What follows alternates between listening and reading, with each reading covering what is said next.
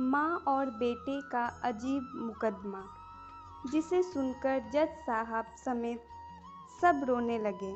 न्यायालय में एक मुकदमा आया जिसने सभी को झंझोड़ कर रख दिया।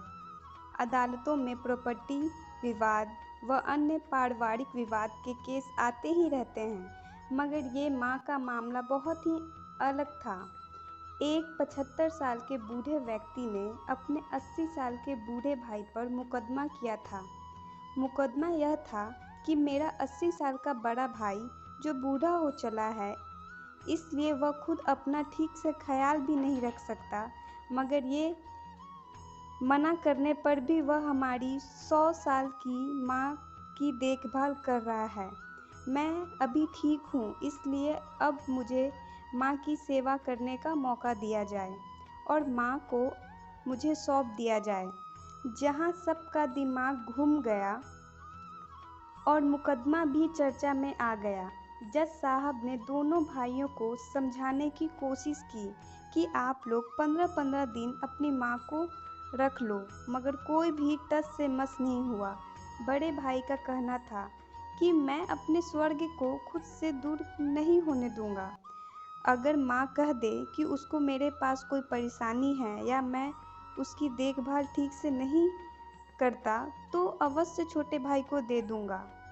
छोटा भाई कहता है कि पिछले 40 साल से अकेले ये ही सेवा किए जा रहा है, आखिर मैं अपना कर्तव्य कब पूरा करूंगा। परेशान जज ने सभी प्रयास कर लिए, मगर कोई हल नहीं निकला।